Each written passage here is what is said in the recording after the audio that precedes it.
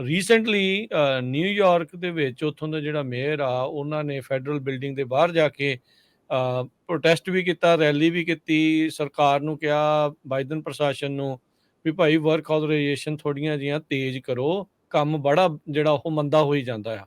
ਸੋ ਕੀ ਜਿਹੜੇ ਆ ਉਹ ਫੈਸਲੇ ਲਏ ਜਾ ਰਹੇ ਆ ਇਸ ਬਾਈਡਨ ਹੈਰਿਸ ਪ੍ਰਸ਼ਾਸਨ ਦੇ ਵੱਲੋਂ, USCIS ਦੇ ਵੱਲੋਂ EADs ਨੂੰ ਲੈ ਕੇ?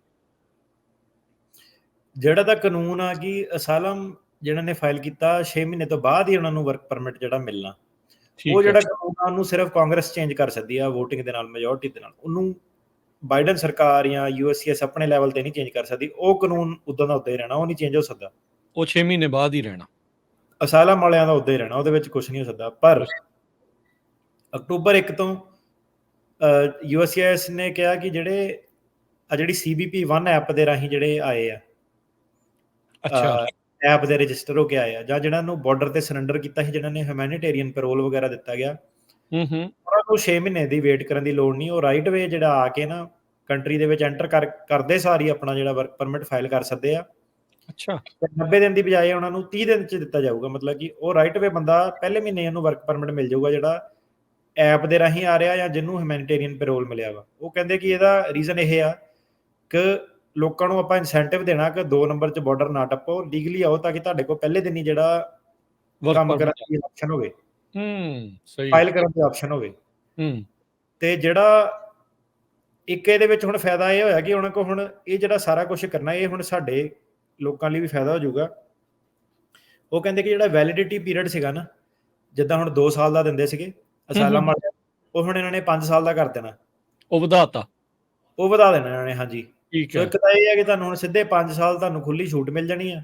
ਦੂਜਾ ਇਹ ਹੈ ਕਿ ਵਕੀਲਾਂ ਦੇ, ਪੈਰਾਲੀਗਲਾਂ ਦੇ ਤੁਹਾਡੇ ਚੱਕਰ ਘੱਟ ਲੱਗਣੇ ਆ। ਸਿੱਧੇ 5 ਸਾਲ ਦਾ ਤੁਹਾਡਾ ਜਿਹੜਾ ਵਰਕ ਪਰਮਿਟ ਉਹ ਆ ਜਾਣਾ। ਠੀਕ ਹੈ। ਸੋ ਉਹ ਕੰਮ ਇਹ ਜਿਹੜਾ ਵਧੀਆ ਕਰਨ ਜਾ ਰਹੇ ਆ। ਪਰ ਉਹਦਾ ਰੀਜ਼ਨ ਇਹਨਾਂ ਦਾ ਇਹ ਹੈ ਕਿ ਇਹਨਾਂ ਦਾ ਆਪਣਾ ਵਰਕਲੋਡ ਜਿਹੜਾ ਬਹੁਤ ਜ਼ਿਆਦਾ ਵੱਧ ਗਿਆ, ਸਟਾਫ ਨਹੀਂ। ਉਹਨਾਂ ਨੂੰ ਪਤਾ ਕਿ ਉਹ ਕਹਿੰਦੇ ਕੋਈ ਫਾਇਦਾ ਨਹੀਂ ਹੁਣ ਹੋ ਰਿਹਾ 2-2 ਸਾਲ ਦਾ, ਤਾਂ ਕਿਉਂਕਿ $410 ਤੇ ਇਹਨਾਂ ਦੀ ਫਾਈਲਿੰਗ ਫੀਸ ਆ, ਸਰਕਾਰੀ ਫੀਸ ਆ। ਉਹ ਕਹਿੰਦੇ ਕਿ ਹੁਣ ਇਹ ਜੇ ਮਹਿਕਮਾ ਆਪਾਂ 2 ਸਾਲ ਦੀ ਜਗ੍ਹਾ 5 ਸਾਲ ਕਰ ਦਈਏ, ਤੇ ਜਿਹੜਾ ਉਹਨਾਂ ਦਾ ਸਟਾਫ ਆ ਉਹਨੂੰ ਉਹ ਹੋਰ ਕੰਮ ਵਾਸਤੇ ਯੂਜ਼ ਕਰ ਸਕਦੇ ਆ। ਸੋ ਉਹਨਾਂ ਦਾ ਵਰਕਲੋਡ ਬਹੁਤ ਜ਼ਿਆਦਾ ਵੱਧ ਗਿਆ, ਤੇ ਉਹਦੇ ਤਹਿਤ ਉਹ ਕਹਿੰਦੇ ਕਿ ਆਪਾਂ ਇਹ ਤਾਂ ਨਹੀਂ ਚੇਂਜ ਕਰ ਸਕਦੇ ਕਿ ਤੁਸੀਂ 6 ਮਹੀਨੇ ਤੋਂ ਪਹਿਲਾਂ ਵਰਕ ਪਰਮਿਟ ਅਪਲਾਈ ਕਰੋ ਅਸਾਲਮ ਵਾਲੇ।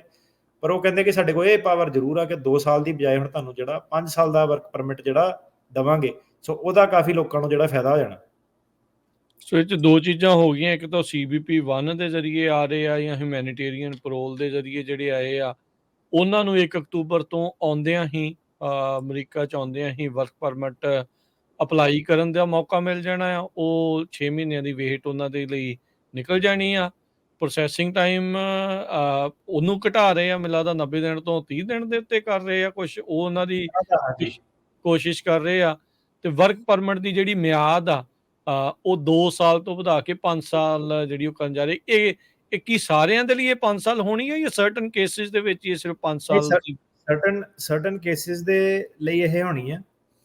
ਇਹਦੇ ਵਿੱਚ ਜਿਹਨਾਂ ਨੂੰ ਤੇ ਆਲਰੇਡੀ ਰਿਫਿਊਜੀ ਐਡਮਿਟ ਕੀਤਾ ਗਿਆ, ਜਾਂ ਅਸਾਈਲਮ ਜਿਹਨਾਂ ਦਾ ਪਾਸ ਹੋ ਗਿਆ ਜਦੋਂ ਉਹ ਕਰਦੇ ਸੀਗੇ, ਉਹਨਾਂ ਦੀ 5 ਸਾਲ ਵਿਦਹੋਲਡਿੰਗ ਆਫ ਰਿਮੂਵਲ ਜਿਹਨੂੰ ਮਿਲੀ ਆ, ਜਾਂ ਜਿਹਨਾਂ ਦੀ ਅਸਾਈਲਮ ਐਪਲੀਕੇਸ਼ਨ ਪੈਂਡਿੰਗ ਆ, ਜਿਹੜੇ ਆਪਣੇ ਅਸਾਈਲਮ ਵਾਲੇ ਕੇਸਿਸ ਜਿਹੜੇ ਆਉਂਦੇ ਆ। ਠੀਕ ਹੈ। ਜਿਹੜੇ ਨਾਰਮਲ ਆਪਣੇ ਅਸਾਈਲਮ ਵਾਲੇ ਜਿਹੜੇ ਕੇਸਿਸ ਆ, ਉਹਨਾਂ ਦੀ ਵੀ ਜਿਹੜੀ ਹੈਗੀ ਆ, ਇਹਨਾਂ ਨੇ ਵਰਕ ਪਰਮਿਟ ਹੁਣ 5 ਸਾਲ ਦਾ ਕਰ ਦੇਣਾ। ਠੀਕ ਹੈ। ਸੋ ਜਿਹੜੇ ਹੁਣ ਆਲਰੇਡੀ ਕਹਿ ਲਓ ਵੀ ਐਲੀਜੀਬਲ ਹੈਗੇ ਨੇ ਕੰਮ ਨੂੰ, ਉਹਨਾਂ ਦੇ ਲਈ ਵੀ ਐਕਸਪੈਡਾਈਟ ਕਰ ਰਹੇ ਆ ਕੁਝ EAD ਨੂੰ ਲੈ ਕੇ? ਅਕਤੂਬਰ 1 ਨਹੀਂ, ਉਹਨਾਂ ਦੇ ਲਈ ਨਹੀਂ ਕਰ ਰਹੇ। ਜਿਹੜੇ ਅਸਾਈਲਮ ਵਾਲੇ ਪੈਂਡਿੰਗ ਆ, ਜਿਹੜੇ ਐਕਸਪੀਡਾਈਟ ਤਾਂ ਸਿਰਫ ਉਹਨਾਂ ਲਈ ਕਰ ਰਹੇ ਜਿਹੜੇ ਤੁਹਾਨੂੰ ਦੱਸਿਆ ਸੀਗਾ ਕਿ ਲੀਗਲ ਤਰੀਕੇ ਨਾਲ ਐਂਟਰੀ ਮਾਰੀ ਆ ਜਿਨ੍ਹਾਂ ਨੇ। ਠੀਕ ਹੈ। ਤੇ ਜਿਹੜੀ ਅਕਤੂਬਰ 1 ਤੋਂ ਬਾਅਦ ਆ, ਉਹ ਸਾਰਿਆਂ ਦਾ ਹੀ ਇਹ ਕਰ ਰਹੇ ਆ ਕਿ ਵਰਕ ਪਰਮਿਟ 5 ਸਾਲ ਦਾ ਕਰ ਦੇਣਾ। ਠੀਕ ਹੈ। TPS ਨੂੰ ਲੈ ਕੇ ਵੀ ਕੁਛ ਹੈ, ਟੈਂਪਰੇਰੀ ਪ੍ਰੋਟੈਕਟਿਡ ਸਟੇਟਸ, ਉਹਦੇ ਵਿੱਚ ਵੀ ਕੁਝ ਚੇਂਜਸ ਆ ਰਹੇ ਆ? ਜਾਂ ਜਿਹੜੇ ਵੈਨੀਜ਼ੁਏਲਾ ਵਾਲੇ ਸੀਗੇ, ਹਜ਼ਾਰਾਂ ਲੱਖਾਂ 'ਚ ਹੀ ਸੀਗੇ ਵੈਨੀਜ਼ੁਏਲਨ ਜਿਹੜੇ ਆਏ ਸੀਗੇ, ਉਹਨਾਂ ਦਾ ਟੈਂਪਰੇਰੀ ਪ੍ਰੋਟੈਕਟਿਡ ਸਟੇਟਸ ਜਿਹੜਾ ਹੋਰ ਵਧਾਤਾ ਇਹਨਾਂ ਨੇ 18 ਮਹੀਨੇ ਦਾ, ਤੇ ਉਹਨਾਂ ਦੀ ਵਰਕ ਪਰਮਿਟ ਵਗੈਰਾ ਰਹਿ ਸਕਦੇ ਇੱਥੇ। ਉੱਥੇ ਜਿਹੜਾ ਪੋਲੀਟੀਕਲ ਅਨਰੈਸਟ ਜਿਹੜਾ ਚੱਲਦਾ, ਉਹਦੇ ਕਰਕੇ ਵੈਨੀਜ਼ੁਏਲਨਸ ਨੂੰ ਇਹਨਾਂ ਨੇ ਅਸਾਈਲਮ ਜਿਹੜਾ TPS ਦੇ ਦਿੱਤਾ। ਜੀ। ਸੋ ਬਿਲਕੁਲ ਅੱਜ ਆਪਾਂ ਗੱਲਬਾਤ ਕੀਤੀ ਹੈ ਰੀਅਲ ਬਾਰਡਰ ਸਿਚੁਏਸ਼ਨ ਦੀ। ਇੱਕ ਸਭ ਤੋਂ ਪਹਿਲਾਂ ਗੱਲ ਕੀਤੀ ਸੀ ਇੰਟਰਪ੍ਰੇਟਰਸ ਦੀ, ਵੀ ਤੁਸੀਂ ਜਿਹੜਾ ਅੰਗਰੇਜ਼ੀ ਤੋਂ ਪੰਜਾਬੀ ਤੇ ਪੰਜਾਬੀ ਤੋਂ ਅੰਗਰੇਜ਼ੀ ਵਾਲੇ ਜਿਹੜੇ ਬੰਦੇ ਨਾਲ ਲੈ ਕੇ ਜਾਣੇ ਆ, ਉਹ ਆਪ ਲੈ ਕੇ ਜਾਣੇ ਆ। ਕਿਹੜੇ ਹੋ ਸਕਦੇ ਆ, ਉਹ ਪ੍ਰੋਗਰਾਮ ਦੇ ਪਹਿਲੇ ਹਿੱਸੇ ਦੇ ਵਿੱਚ ਤੁਸੀਂ ਸੁਣ ਲਿਓ।